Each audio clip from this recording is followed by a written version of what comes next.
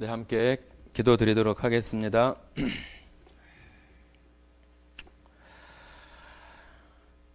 사랑 많으신 아버지 하나님 감사드립니다.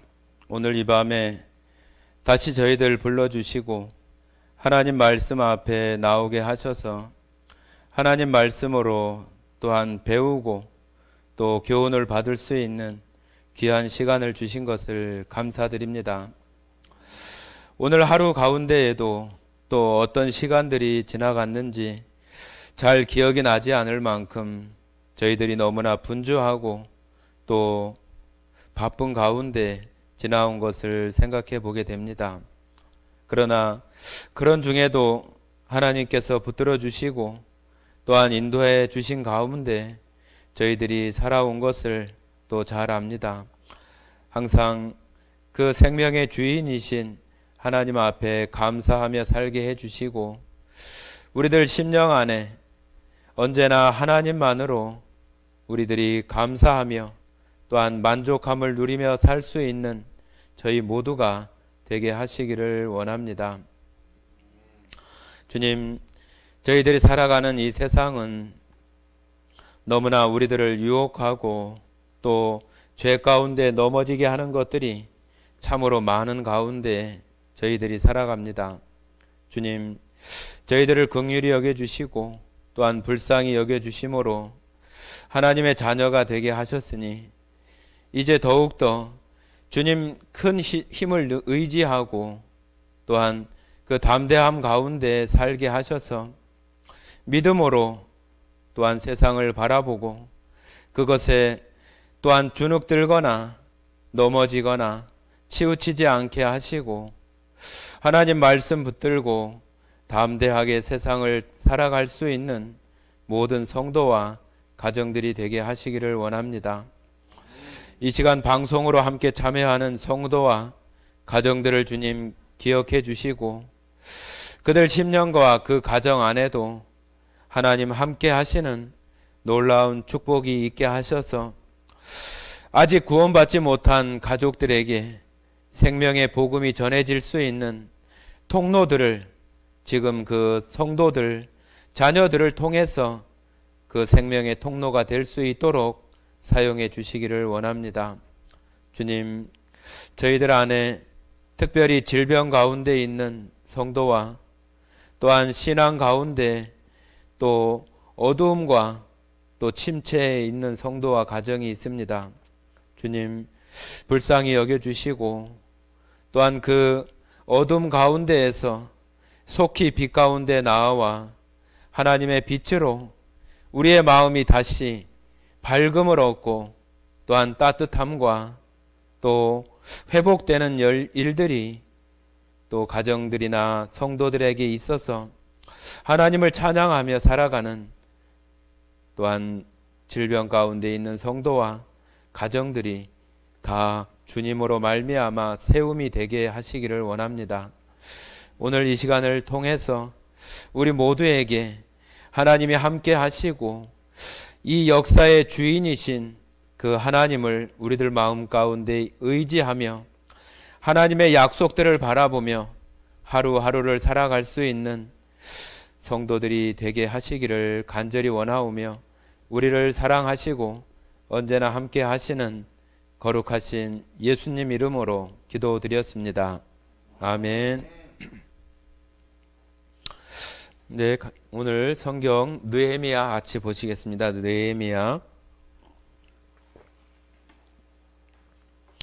느헤미야는 구약 성경 727쪽입니다. 727쪽 느헤미야.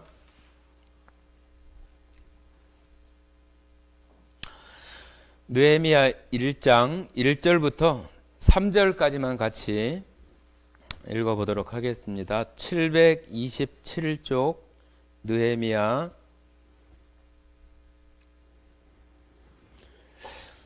네, 찾으신 줄 알고 같이 읽겠습니다. 하가랴의 아들 느헤미야의 말이라. 아닥사스다 왕 제20년 기스르월에 내가 수산궁에 있는데 내 형제들 가운데 하나인 하나니가 두어 사람과 함께 유다에서 내게 이르렀기로 내가 그 사로잡힘을 면하고 남아있는 유다와 예루살렘 사람들의 형편을 물은즉 그들이 내게 이르되 사로잡힘을 면하고 남아있는 자들이 그 지방 거기에서 큰 환난을 당하고 능욕을 받으며 예루살렘 성은 허물어지고 성문들은 불탔다 하는지라. 네, 지난 주일에 광고 드린 것처럼 느헤미야를 이제 수요일 날 수요 예배 때 함께 강해하면서 공부를 하고자 합니다. 오늘은 이 느헤미야에 들어가기 전에 조금 좀 개략적인 부분을 좀 말씀드리고 그렇게 하도록 하겠습니다.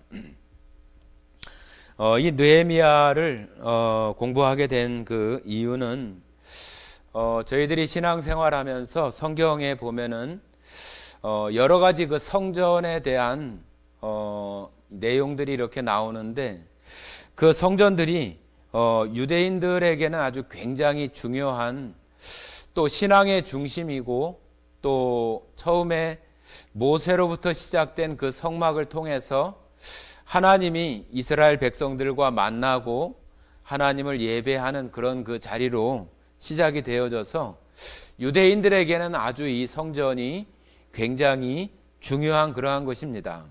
그리고 성전을 통해서 하나님께서 하시고자 하는 그 일들 또 뜻들을 우리가 볼 수 있는데 그러한 것을 우리가 잘 배울 필요가 있고 또 성전이 흥하고 또 성전이 또 망하고 그러는 것에 따라서 이스라엘 백성들도 함께 흥하고 함께 망하는 그런 그 함께 이렇게 다 연결되어져 있는 것들을 우리가 볼 수 있어요. 그렇기 때문에 성전이라고 하는 것과 이스라엘이라고 하는 것은 이렇게 떼놓을 수 없는 그런 아주 그 중요한 위치를 차지하고 있기 때문에 우리들도 이 성전이라고 하는 것은 우리 지금 이 당시에 우리가 생각할 때는 하나님을 우리가 만나고 또 하나님을 예배하면서 우리 안에 이제 성령으로 오시는 그 하나님께서 우리를 성전 삼으셔서 우리 안에 이렇게 오시기 때문에 우리가 삶을 통해서 우리의 어떤 그 삶이 하나님 앞에 합당하게 드려지고 또 기쁨이 되는 그러한 삶이 되어지면은 우리의 이 몸 성전도 그거에 따라서 더 정말로 하나님 앞에 그러한 성장이나 성숙된 생활을 할 수 있다고 하는 것을 또 보여주는 그런 의미들이 또 성전이라고 말할 수 있습니다.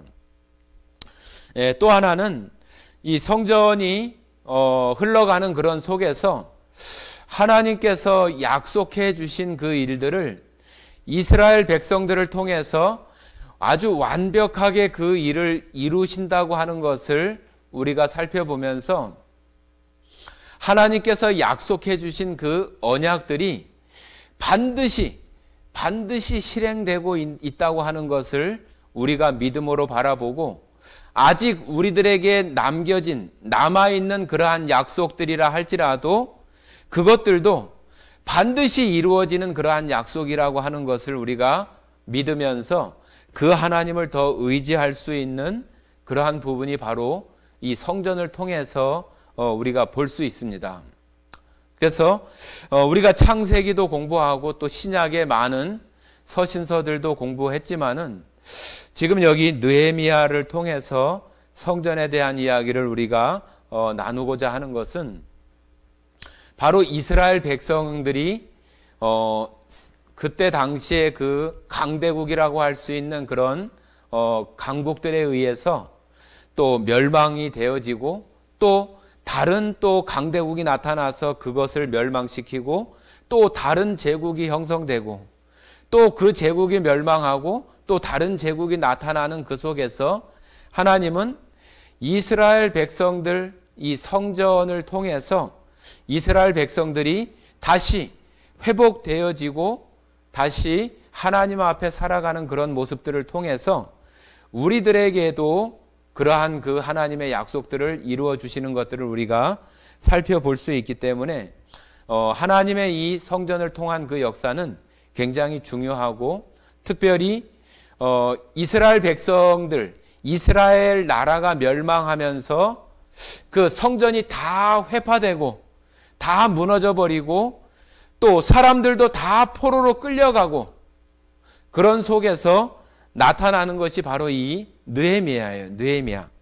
이 느헤미야 이 한 장만 그런 것이 아니라, 한 성경만 그런 것이 아니라, 느헤미야 앞에 있는 에스라, 그 다음에 느헤미야, 그 다음에 에스더가 같이 이렇게 그 바벨론으로 포로로 끌려갔던 그 당시에 다시 포로로 끌려갔던 그 이스라엘 백성들이 다시 이스라엘로 돌아오게 되면서 그 무너졌던 그 성전을 다시 이렇게 건축하고, 그런 과정 속에서 하나님의 약속들이 이루어지는 것들을 우리가 살펴볼 수 있을 것 같습니다. 하나님은 우리가 살아가는 우리 인류 역사, 아니 더 크게는 우주의 모든 것들을 운행하시고 또 그 가운데 하나님의 뜻, 계획들을 완벽하게 이루어 가시는 그것을 우리가 하나님의 경륜이라고도 얘기하고 하나님의 섭리라고도 이렇게 얘기를 해요. 하나님은 우리 사람들의 어떤 상태에 따라서 이렇게 하시고 저렇게 하시는 분이 아니라, 사람이 이렇게 하면은 이렇게 하는 속에서, 저렇게 하면은 저렇게 하는 속에서 하나님의 계획을 이루어 가시는 거예요.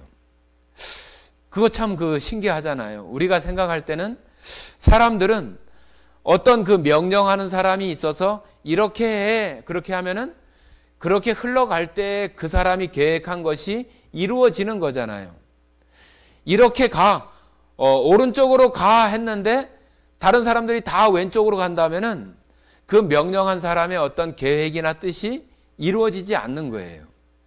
그런데 하나님은 그렇지 않아요.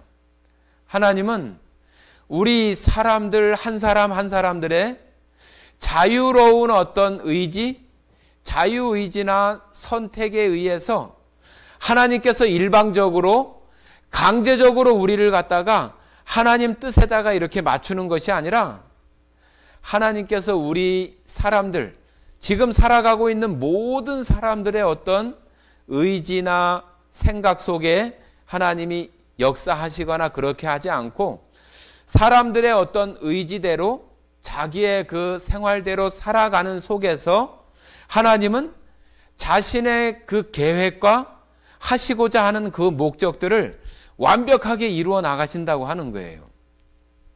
그 참 신기하잖아요. 하나님께서 사람들의 의지에 개입하지 않고 사람들이 이렇게 하거나 저렇게 하거나 그런 거에 관계없이 하나님은 하나님의 뜻과 계획과 목적을 완벽하게 이루어 가신다. 참 그건 너무나 놀라운 일이에요. 조금 전에 말씀드린 것처럼 사람 같으면은 자기가 계획한 대로 어떤 것이 되지 않으면은 절대로 그 계획이나 뜻이나 목적이 이룰 수 없는데, 하나님은 그렇게 하지 않는다는 얘기죠. 사람들의 의지에 개입하지 않으시고도 하나님 자신의 뜻과 계획과 목적을 완벽하게 이루어 가신다고 하는 거예요.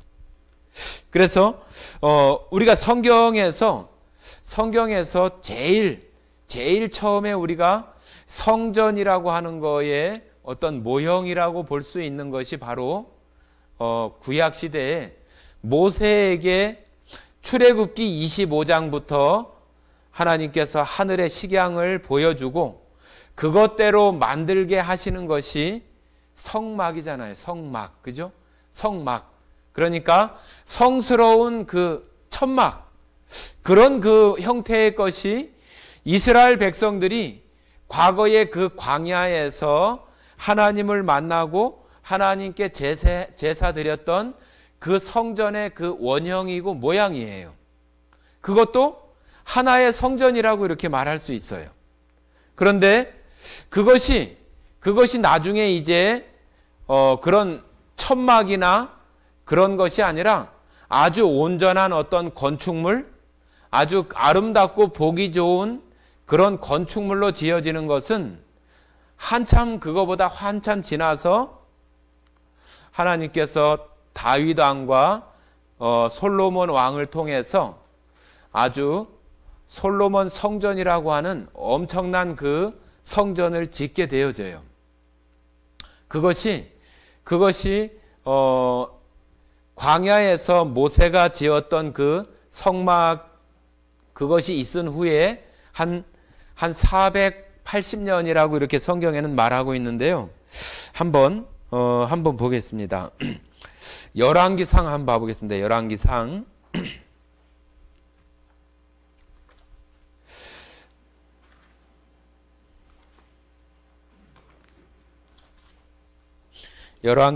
6장 한번 보시면 돼요. 열왕기상 6장.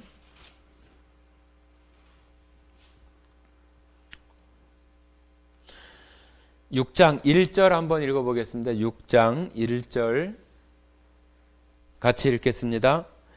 이스라엘 자손이 애굽 땅에서 나온 지 480년이요 솔로몬이 이스라엘 왕이 된 지 4년 15월 곧 둘째 달에 솔로몬이 여호와를 위하여 성전 건축하기를 시작하였더라. 자, 여기 그 이스라엘 백성들 솔로몬 성전이 언제 지어졌다 하는 것을 이렇게 성경에 얘기하고 있어서 출애굽한 지, 그죠?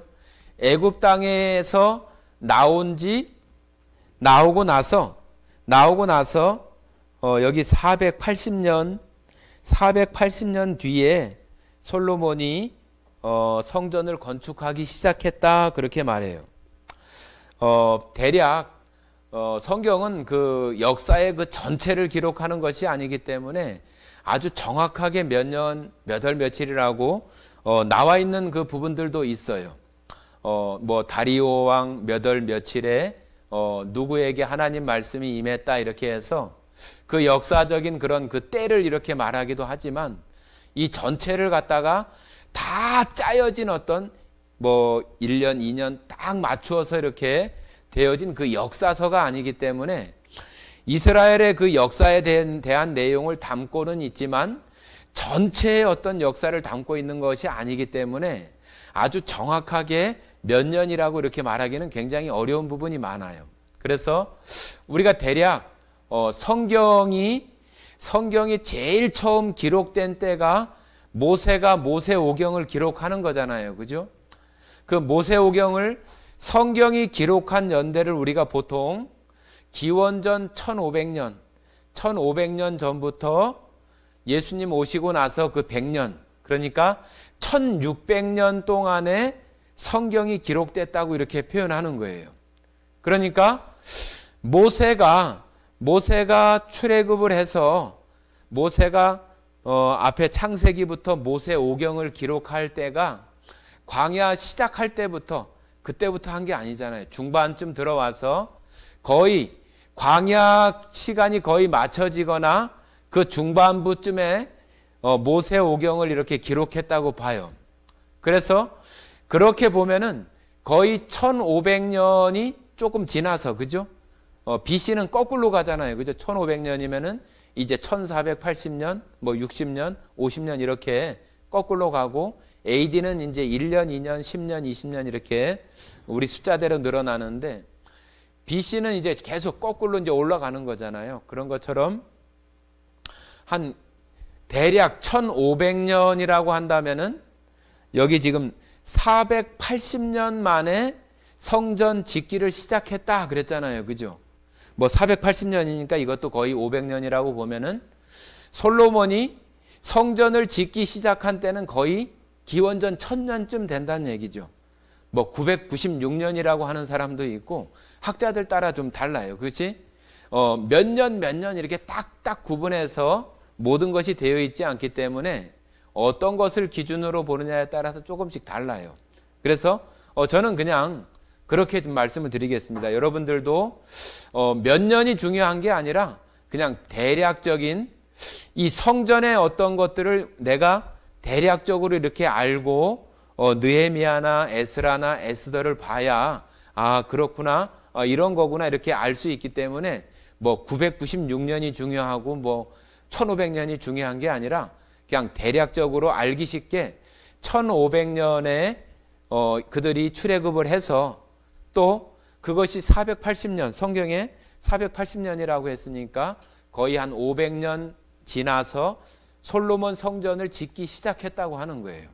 그러니까 솔로몬 성전이 짓기 시작을 할 때는 아주 다윗 왕국이 아주 그 이스라엘 전체를 통일하고 그 지역에서 굉장히 그 강대한 나라를 이루고 있었고 다윗이 정말로 많은 나라들을 정복하고 많은 민족들을 정복한 그런 다윗 왕이었기 때문에 그 자손 그 아들이었던 솔로몬이 다윗이 준비한 것들 속에서 아주 태평성대의 그런 기간 동안에 솔로몬이 성전을 짓는 거예요.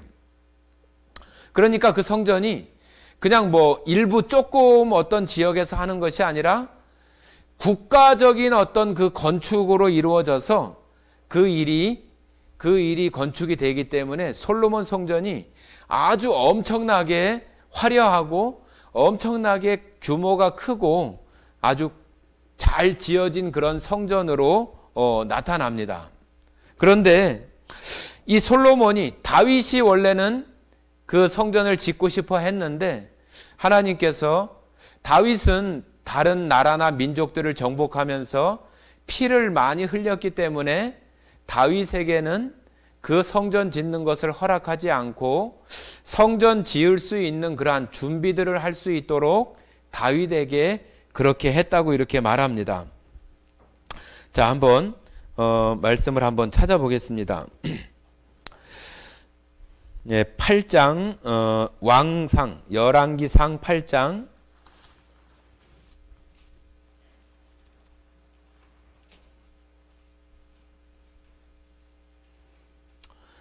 열왕기상 8장 17절부터 21절까지 한번 보시면은 다윗이 왜 성전을 하나님께서 짓는 것을 허락하지 않았는가 하는 것을 여기 말하고 있어요. 자, 17절 열왕기상 8장 17절부터 21절까지 한번 읽어보겠습니다. 내 아버지 다윗이 이스라엘의 하나님 여호와의 이름을 위하여 성전을 건축할 마음이 있었더니 여호와께서 내 아버지 다윗에게 이르시되 네가 내 이름을 위하여 성전을 건축할 마음이 있으니 이 마음이 내게 있는 것이 좋도다. 그러나 너는 그 성전을 건축하지 못할 것이요 내 몸에서 낳을 네 아들 그가 내 이름을 위하여 성전을 건축하리라 하시더니 이제 여호와께서 말씀하신 대로 이루시는도다. 내가 여호와께서 말씀하신 대로 내 아버지 다윗을 이어서 일어나 이스라엘의 왕위에 앉고 이스라엘의 하나님 여호와의 이름을 위하여 성전을 건축하고 내가 또 그곳에 우리 조상들이 외국 땅에서 인도하여 내실 때에 그들과 세우신 바 여호와의 언약을 넣은 궤를 위하여 한 처소를 설치하였노라. 자, 여기 솔로몬이 아버지 다윗이 짓지 못하고 자기가 이렇게 짓게 되었다고 하는 것을 말하고 있습니다. 이 솔로몬 성전은 아주 국가적인 그러한 그 일로 되어졌기 때문에 한 7년 정도 그 기간밖에 소요되지 않아요. 그 7년 동안에 7년이 지금으로 얘기하면 뭐 짧은 시간은 아닌데 그때 당시에 어떤 그 건축하는 거로 봐서는 굉장히 그래도 짧은 시간이죠. 왜 그러냐 하면은 우리가 잘 아는 그 헤롯 성전, 그죠? 예수님께서 저 성전을 헐어라, 내가 사흘 만에 일으키리라 했던 그 성전이 바로 헤롯 성전인데 그 헤롯 성전이 거의 46년 동안 지어지고 있다고 얘기했으니까 46년에 비하면 7년은 굉장히 짧은 시간이잖아요. 그죠? 그런데도 불구하고 다윗이 모든 어떤 재료들이나 그런 것들을 준비하고 솔로몬이 지을 수 있게 해서 그 일들이 빨리 잘 진행될 수 있었던 그런 부분들이 있다고 이렇게 볼 수 있겠습니다. 그래서 이 솔로몬 성전이 지어지고 처음에 그 성전에다가 솔로몬이 엄청난 짐승을 통해서 번제를 드리고, 성경에 뭐 1천 번제를 드리고 그런 그 말씀들이 나오는데, 그 번제를 드리고 하나님 앞에 아주 정말로 하나님 보시기에 솔로몬이 아주 기쁨을 주는 그러한 왕으로서 처음에 잘 살았어요. 그러나 그가 주변에 있는 여러 나라들을 정치적인 어떤 그러한 모습으로 그 나라의 어떤 공주나 그런 그 여인들을 아내로 삼으면서 그렇게 정치적인 어떤 정략적으로 서로 그런 관계 속에서 이방 여인들이 솔로몬의 아내가 되는 그런 일들이 많아지게 되고, 그 이방 여인들이 자기들이 섬기는 그러한 신들을 다 가지고 들어오는 거예요. 그러고 나서 그런 것들이 그 궁궐 안에 아주 막 신당을 차려놓고 그럴 정도로 엄청나게 이렇게 되어져 버린 거예요. 그러니까 하나님께서 이 솔로몬에게 내가 너의 때에는 그냥 이 나라를 그냥 두지만 너의 아들, 너의 자손들에 대해서 자손이 왕이 되었을 때 이 나라를 둘로 나누겠다고 이렇게 말씀하시면서 북이스라엘과 남유다로 이렇게 나눠지게 돼요. 그래서 각각 북이스라엘과 남유다로 나눠진 사이에서 각각마다 왕들이 나오고 거기서 다스리고 또 통치하고 그러한 일들이 있어지게 됩니다. 그런 가운데 이제 그 열강 가운데 아수르라고 하는 제국이 일어나면서 이 이스라엘을 침공을 해서 북이스라엘이 거의 BC 720년경에 멸망해요. 그리고 나서 나중에 이제 바벨론이라고 하는 나라, 바벨론이라고 하는 나라가 아수르 제국을 멸망시키고 또 다른 제국으로 이렇게 형성하면서 그 바벨론 제국이 남유다를 멸망시켜요. 그러니까 그 역사 가운데에서 북이스라엘도 멸망하고 남유다도 멸망하는 그런 일들이 세계 열강의 그 제국의 어떤 그 변화, 이거는 뭐 세계사 가운데 나오는 얘기잖아요. 아시리아와 바벨론 제국, 아시리아가 멸망하고 바벨론이 다시 제국을 형성하면서 아시리아를 물리치고 새로운 강자가 되는 거잖아요. 그 사이에서 이스라엘이라고 하는 그 민족들은 그 사이에서 이제 움직여 가는 거죠. 그 열강들의 어떤 툼바그니 속에서 자신들의 어떤 그 포로로 끌려가기도 하고, 또 북이스라엘 같은 경우는, 아시리아 같은 경우에는 이 북이스라엘을 점령을 하고 나서 북이스라엘이니까 북이스라엘의 수도가 사마리아예요. 그 사마리아 그 중심에 살고 있는 사람들을 대부분 다 다른 데로 다 흩어서 이주시켜버리고, 또 다른 지역이나 민족에 있는 사람들을 거기 데려와 가지고 거기 또 살게 해요. 그러면서 혼혈이 생기고 또 자폰이 이렇게 일어나면서 유대인으로서의 어떤 정통적인 어떤 혈통이나 그런 것들이 다 이렇게 무너지게 하는 그런 모습들이, 그런 정책을 편 것이 바로 그 아수르라고 하는 제국이에요. 그런데 바벨론이라고 하는 제국은 또 그와 같은 좀 다르게 그 민족들의 어떤 종교나 또 문화나 그러한 것들을 인정해 주고 또 그러한 것을 탄압하거나 그러지 않는 모습으로 그 바벨론이라고 하는 그 나라는, 제국은 그와 같이 그 지배한 나라들 또 정복한 나라들에 대해서 그와 같은 정책들을 폈어요. 그래서 그 유다가 멸망하고 나서 거기에 있는 그 사람들을 뭐 천민이나 그런 사람들 남겨놓고 그런 사람들은 그 땅에 남겨놓고 또 궁궐에 사는 그 고위 관료나 중요한 요직에 있는 사람들은 다 바벨론으로 다 포로로 끌려가는 거예요. 그렇게 해서 그들이 바벨론이 유다를 멸망시킬 때 그 유다 땅에 있는 그 예루살렘이나 그 성벽들이 다 불타고 다 무너져 버리는 거예요. 솔로몬 성전이 그렇게 아주 아름답고 웅장한 건물이었던 그 솔로몬 성전이 바벨론의 그 침공, 유다를 침공해서 멸망시키는 그 과정에서 다 불살라버리고 다 태워버리는 그런 속에서 완전히 다 그 성전이 하나님의 성전이 다 불타버리고 다 없어져요. 자, 그 내용을 한번 살펴보도록 하겠습니다. 열왕기 하 한번 보시겠습니다. 열왕기 하. 열왕기 하 20장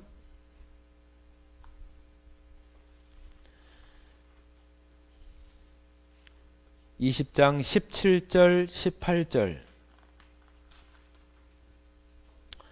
17절 18절 같이 읽어보겠습니다. 여호와의 말씀이 날로 이르리니 왕궁의 모든 것과 왕의 조상들이 오늘까지 쌓아두었던 것이 바벨론으로 옮긴 바 되고 하나도 남지 아니할 것이요 또 왕의 몸에서 날 아들 중에서 사로잡혀 바벨론 왕궁에 환관이 되리라 하셨나이다 하니. 자, 여기 솔로몬 성전에 있었던 모든 성전의 기구, 또 그 왕궁에 있었던 모든 그 금은 보화나 그러한 중요한 것들, 왕들 그 궁궐 안에 있는 창고죠. 창고를 이 바벨론의 사절단이 왔을 때 왕이 그걸 다 보여줘요. 우리 이런 것도 있다, 저런 것도 있다 자랑하듯이 다 보여줘요.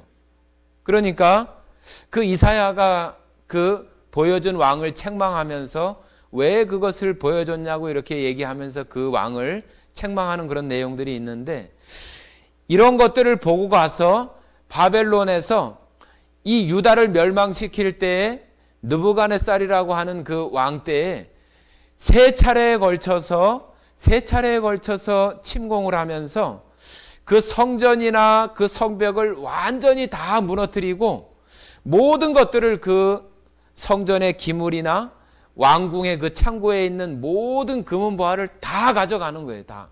그리고 성전이나 성벽을 다 헐어버리고 집들은 다 불태워버리고 그런 일들이 있게 되는 것입니다. 자, 25장 한번 보십니다. 25장.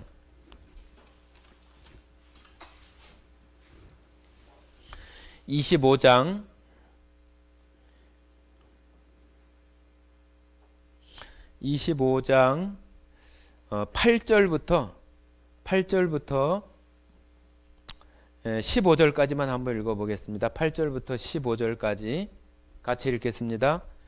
바벨론 왕 느부갓네살의 19째 해 5월 7일에 바벨론 왕의 신복 시위대장 느부사라단이 예루살렘에 이르러 여호와의 성전과 왕궁을 불사르고 예루살렘의 모든 집을 귀인의 집까지 불살랐으며 시위대장에게 속한 갈대아 온 군대가 예루살렘 주위의 성벽을 헐었으며 성중에 남아있는 백성과 바벨론 왕에게 항복한 자들과 무리 중 남은 자는 시위대장 느부사라단이 모두 사로잡아 가고 시위대장이 그 땅에 비천한 자를 남겨두어 포도원을 다스리는 자와 농부가 되게 하였더라. 갈대아 사람이 또 여호와의 성전에 두 놋 기둥과 받침들과 여호와의 성전에 놋 바다를 깨뜨려 그 놋을 바벨론으로 가져가고 또 가마들과 부삽들과 부집개들과 숟가락들과 섬길 때 쓰는 모든 놋그릇을 다 가져갔으며 시위대장이 또 불 옮기는 그릇들과 주발들 곧 금으로 만든 것이나 은으로 만든 것이나 모두 가져갔으며, 자, 그 뒤에도 계속 모든 그 기구들을 다 하나도 남김없이 다 가져갔다고 하는 얘기를 지금 하고 있는 것인데, 이 느부갓네살 왕이 바벨론의 그 왕이었을 때 세 번의 침략을 하면서 첫 번째 와서 그들을 또 데려가고, 또 두 번째 침략해서 또 데려가고, 세 번째 와서 또 데려가면서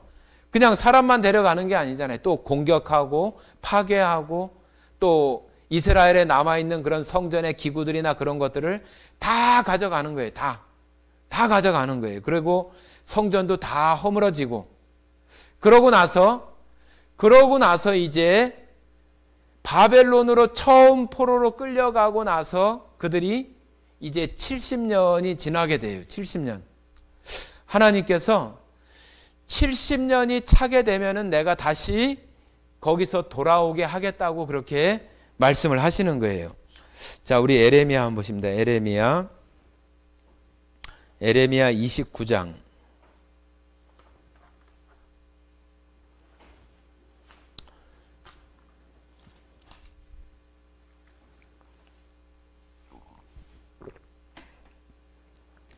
에레미야 29장 10절부터 14절까지 한번 읽어보겠습니다. 29장 10절부터 14절까지 같이 읽겠습니다. 여호와께서 이와 같이 말씀하시니라. 바벨론에서 70년이 차면 내가 너희를 돌보고 나의 선한 말을 너희에게 성취하여 너희를 이곳으로 돌아오게 하리라. 여호와의 말씀이니라. 너희를 향한 나의 생각을 내가 아나니 평안이요 재앙이 아니니라.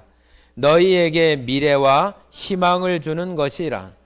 너희가 내게 부르짖으며 내게 와서 기도하면 내가 너희들의 기도를 들을 것이요 너희가 온 마음으로 나를 구하면 나를 찾을 것이요 나를 만나리라.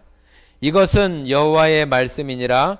나는 너희들을 만날 것이며 너희를 포로된 중에서 다시 돌아오게 하되 내가 쫓아 보내었던 나라들과 모든 곳에서 모아 사로잡혀 떠났던 그곳으로 돌아오게 하리라. 이것은 여호와의 말씀이니라.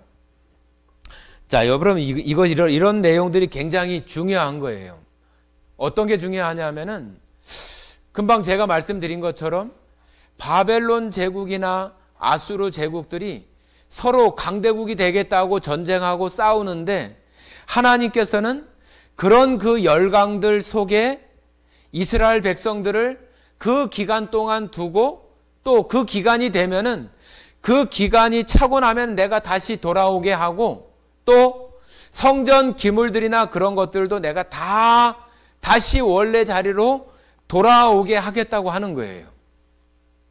자, 이것이 바로 지금 하나님께서 에레미야에게 약속했던 그 일들을 우리가 지금 공부하려고 하는 느헤미야나 에스라, 에스더, 이 세 권의 그런 그 책 속에서 이 사람들이 해나가는 그 하나님의 역사 속에서 다시 성전이 다 무너졌다고 그랬잖아요.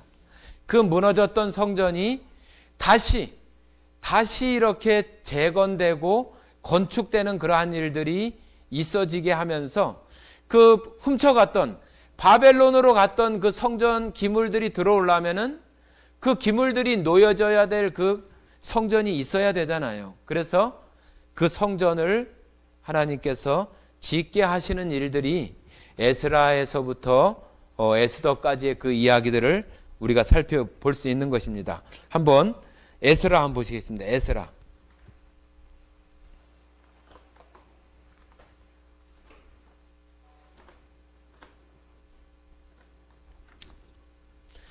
우리가 봤던 느헤미야 앞에 에스라.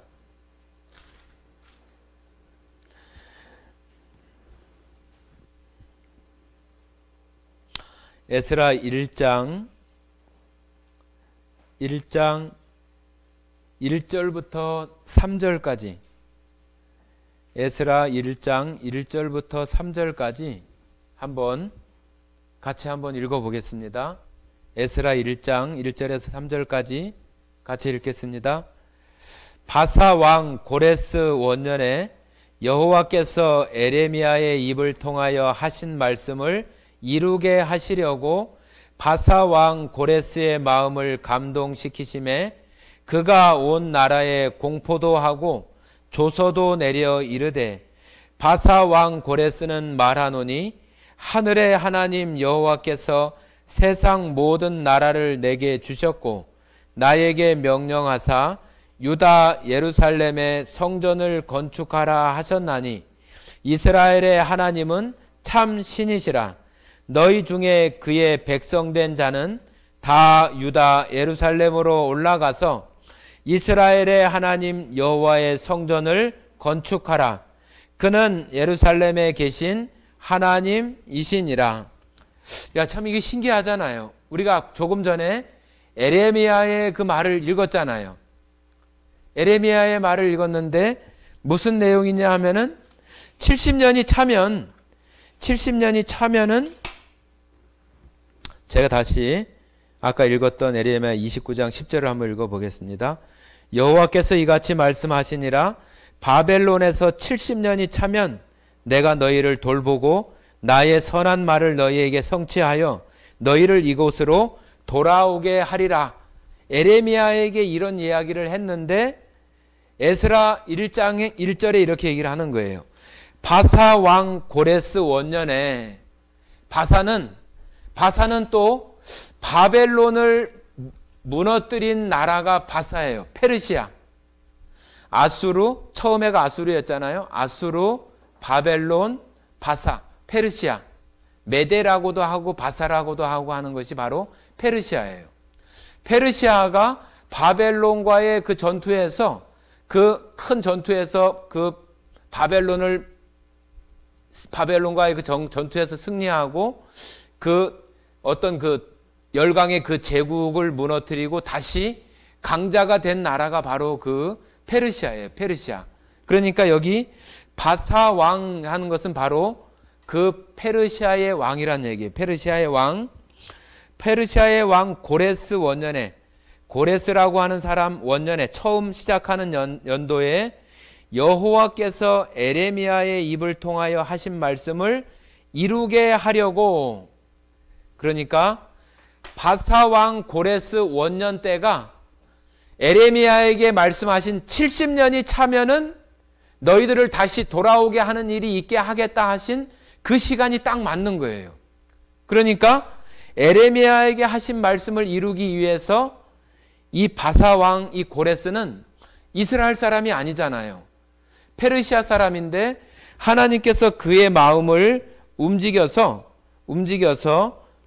이스라엘 백성들을 다시 돌아가게 하고 성전을 건축할 수 있는 그러한 일들을 자기 마음에 원해서 그와 같이 공포도 하고 조서를 내려서 바벨론에 의해서 끌려왔던 그 바벨론 사람들을, 이 바벨론을 정복한 이 페르시아의 고레스가 다시 돌려보내겠다고 하는 그런 말을 하는 거예요.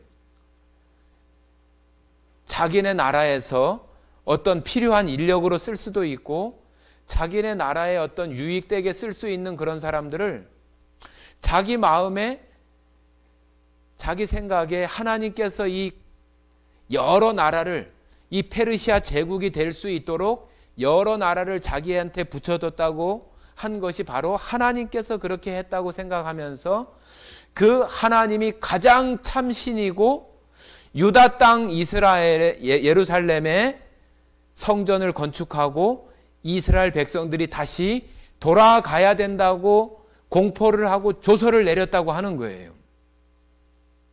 자, 이것이 그냥 세계의 어떤 세계사 가운데서 그렇게 일어나지만은 하나님은 그들 가운데에서 처음에 말씀드린 것처럼 하나님의 그 계획, 뜻, 목적을 그런 틈 속에서 하나님은 계속 이루어 가시는 거죠. 억지로 고레스를 막 억지로 끌어다가 너 이스라엘 빨리 보내? 너 빨리 가서 그 예루살렘 성전 건축할 수 있게 해? 그렇게 하는 게 아니잖아요. 그냥 고레스 마음에, 자기 마음에 그런 생각이 들어서 하나님이 참신이고 자기에게 이렇게 많은 부강한 나라가 되게 하고 제국이 될 수 있게 한 것은 하나님이라고 얘기하면서 고레스의 마음을 움직여서 이스라엘 백성들을 돌아가게 하고 성전을 건축하게 한다고 하는 것이 이게 있을 수 있는 얘기냐는 얘기죠. 그래서 지금 여기 이제 제일 처음에 거기를 돌아가게 되는 사람, 제일 처음에 나오는 사람이 바로 여러분 잘 아는 수룹바벨이라고 하는 사람이에요. 우리가 수룹바벨 성전 많이 들어보셨잖아요. 그 수룹바벨은 바벨론의 포로로 끌려갔던 이스라엘 예루살렘의 그 왕궁에 살던 왕족 중에 한 사람이었기 때문에 그 사람이 이 고레스라고 하는 이 사람이 왕이 되기 전부터 유대의 그 고대사나 전쟁사를 썼던 요세푸스라고 하는 그 사람의 어떤 그 일화에 보면은 이 수룹바벨이라고 하는 사람과 고레스가 왕 되기 전에 친구 사이였다고 이렇게 묘사하고 있어요. 그래서 왜 그러냐 하면은 이 고레스가 이 수룹바벨이라고 하는 사람을 이 바사라고 하는 페르시아하고 이 유다 예루살렘이라고 하는 이 지역은 거리가 뭐 그냥 전주에서 이렇게 뭐 익산 있는 거리가 아니라 1300에서 1500km 떨어진 거리에 있는 거예요. 1400km가 넘어요.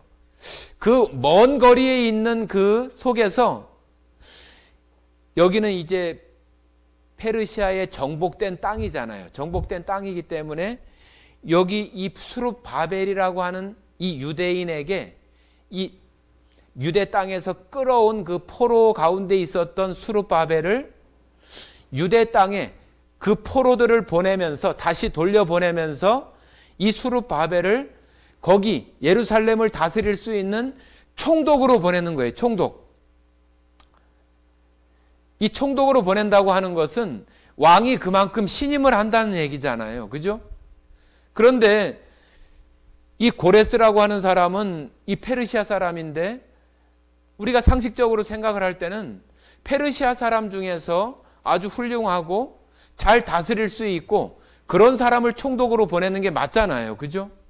그런데 왜 굳이 이스라엘 사람인 이 수룹바벨을 총독으로 세우고 그 가운데 보내는 이야기죠. 그러니까 요세푸스의 그런 그 일화 가운데 나오는 고레스가 왕이 되기 전에 서로 굉장한 친분 관계가 있어서 이 고레스와 가까이 지내는 동안에 같이 이렇게 아주 정말로 좋은 친분을 가지고 지냈고 나중에 고레스가 왕이 됐을 때 그 호위병들 가운데 세 어떤 대장들이 있었는데 그 가운데 한 사람이 바로 수룹바벨이었다고 이렇게 얘기를 해요.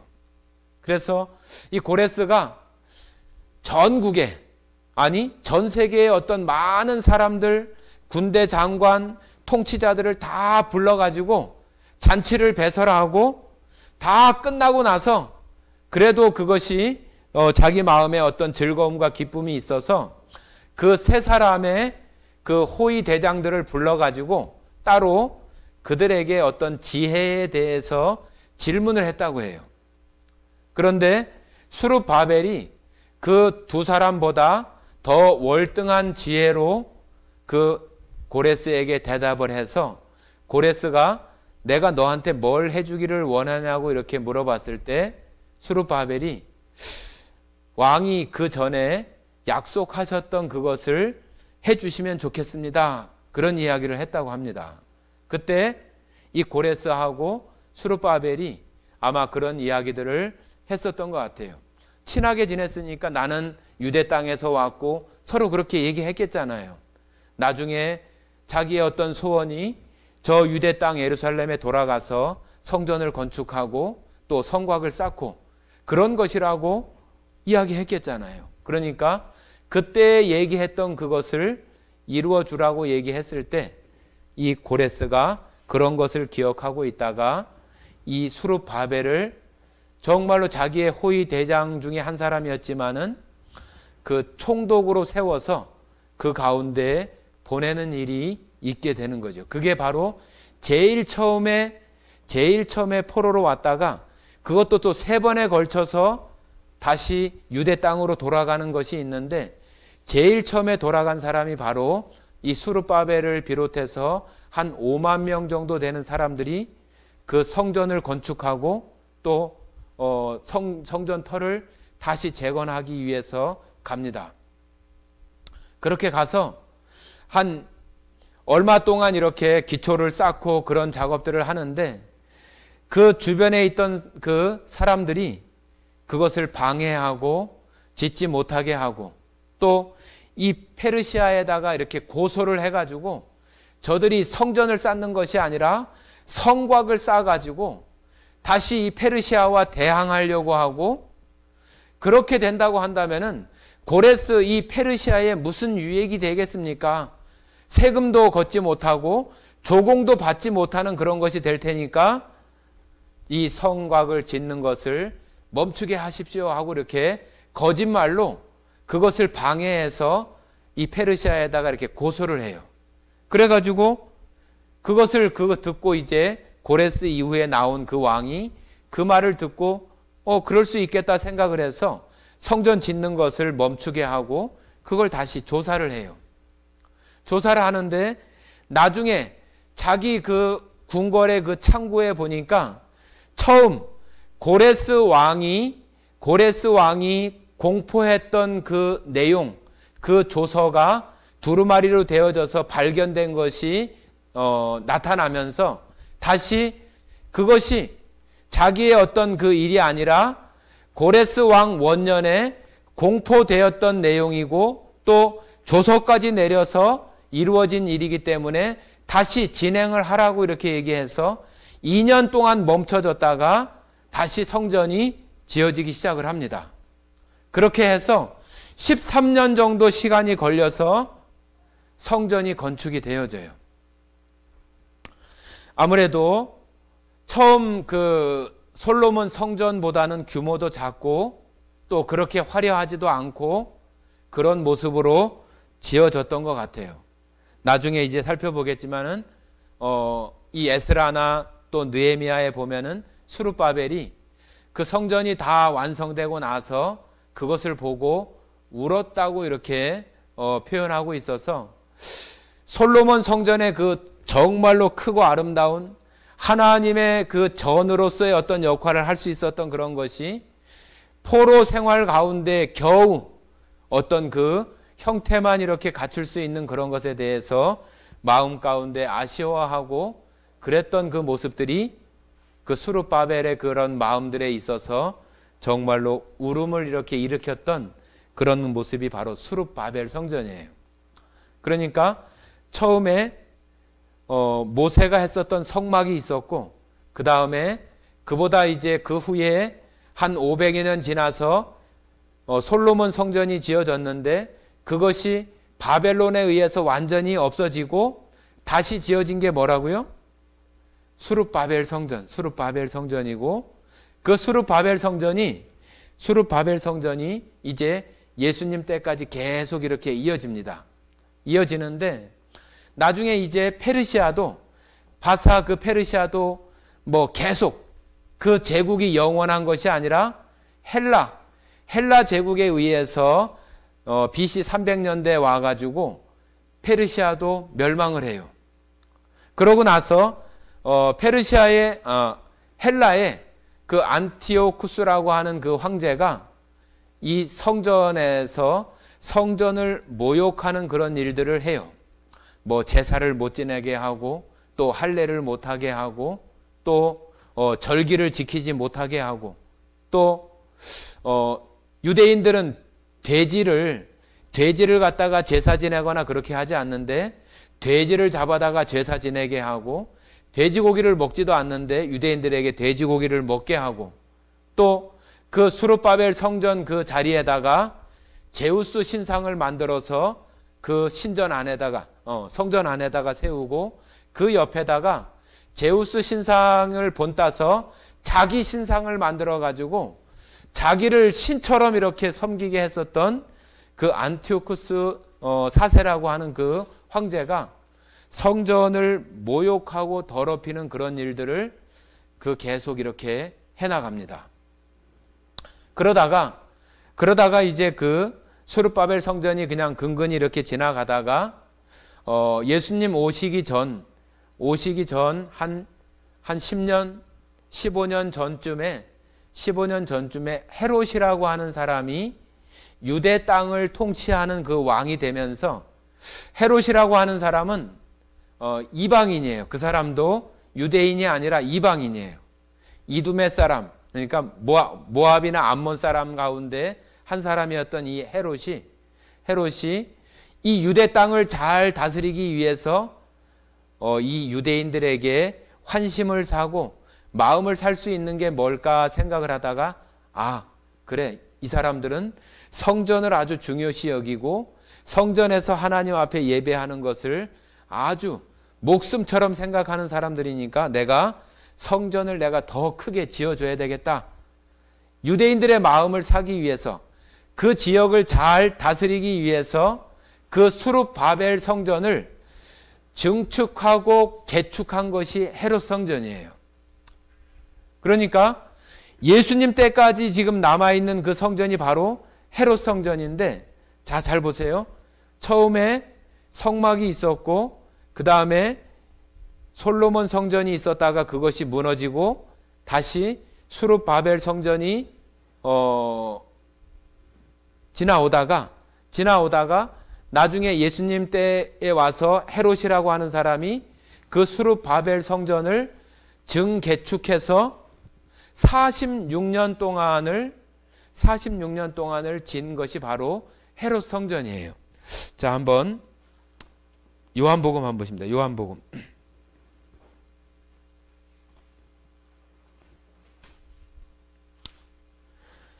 예, 아주 긴 그런 이야기를 짧은 시간에 하려니까 너무 이렇게 좀 많아서 좀 벅차기도 합니다.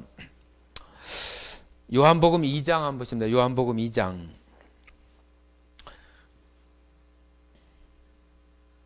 2장 19절에서 21절까지 한번 읽겠습니다. 19절에서 21절까지 같이 읽겠습니다.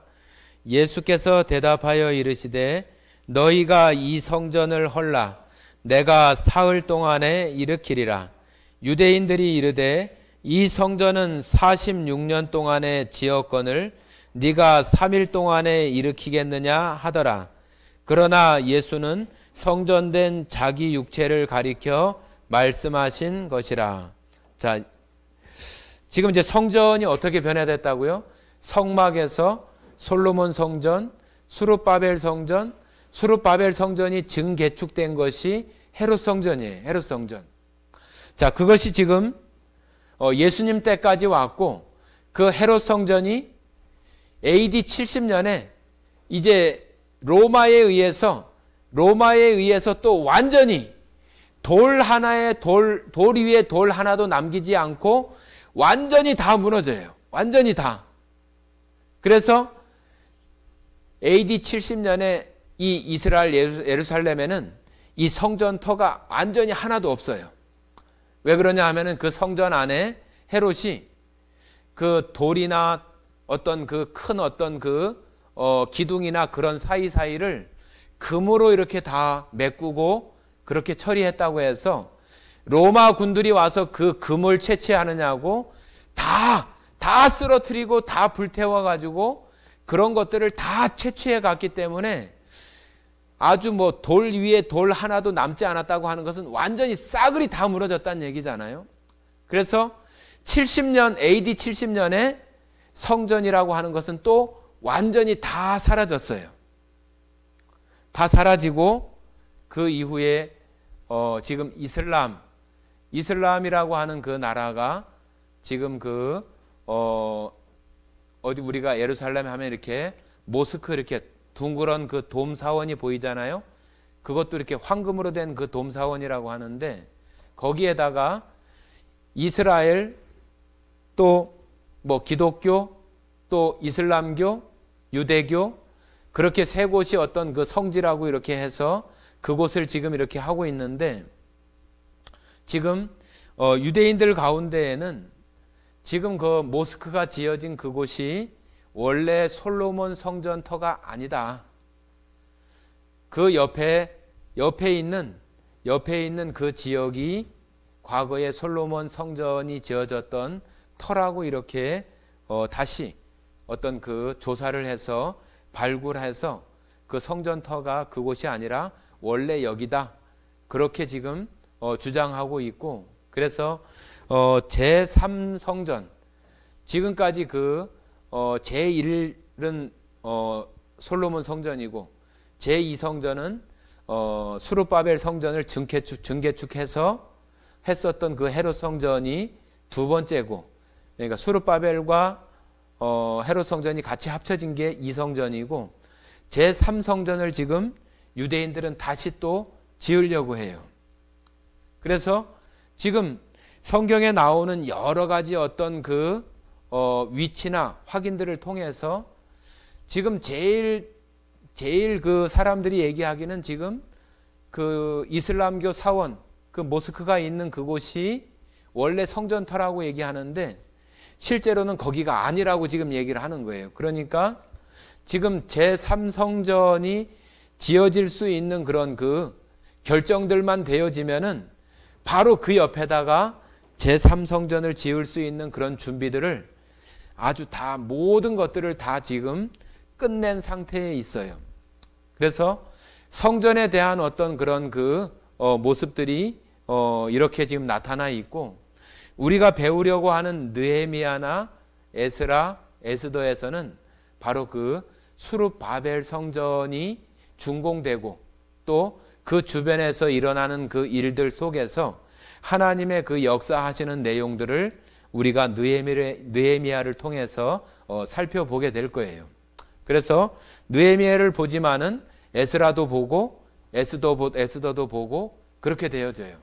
그래서 수르바벨이 먼저 한번 귀환을 하고, 그 다음에 이제 2차로 에스라가 또 한 2만 명 정도 되는 사람들과 함께 또 귀환을 하게 되는데, 그 사이에 1차와 2차 사이에 나타나는 그 일이 뭐냐 하면은 바로 그 에스더, 모르드게와 그 하만에 대한 내용이 1차 귀환과 2차 귀환 사이에 나타나는 얘기가 에스더 내용이에요. 그래서 그것을 그냥 하나를 따로 이렇게 말할 수도 있지만은 그 같이 이렇게 얘기해서 진행하는 것이 우리가 성전에 대한 어떤 그런 이해나 수르바벨이라고 하는 그 제2성전에 대한 그 이야기들을 우리가 더 잘 이해할 수 있으리라고 생각을 합니다. 제가 설명이 좀 너무 이렇게 장황하고 좀 그럴 수도 있는데, 우선 그 성전에 대한 부분이 그와 같이 있다고 하는 것을 좀 기억하시고, 다음 시간부터 이제 들어갈 때에 성전이 수르바벨 성전을 중심으로 해서 느헤미야나 에스라, 에스더가 이어져 가겠구나 하는 것들을 생각하시면서 우리가 또 그때 좀 더 자세하게 우리가 살펴볼 수 있도록 그렇게 하겠습니다. 같이 기도하고 마치겠습니다. 사랑 많으신 아버지 하나님 감사드립니다. 오늘 이스라엘의 그 큰 역사 가운데에서 성전의 그 변화 과정과 다시 회파되고 다시 증축되고 다시 건설되는 그러한 내용들을 살펴보면서 느헤미야나 에스라나 에스더가 어느 위치에 있는 것들을 우리가 또 우리 마음속에 또 그리면서 말씀을 살펴볼 수 있는 그 개략적인 그 내용들을 살펴보았습니다. 성도들 안에 그러한 그 개념들이 조금 이렇게 있게 하셔서 성경을 또 공부할 때 더 이해가 되게 하시고 또 알아져가는 그런 일들이 있게 하시기를 원합니다. 오늘 이 시간 함께 해주신 은혜 감사드리며 우리를 사랑하시고 언제나 함께 하시는 고마우신 예수님 이름으로 기도드렸습니다. 아멘.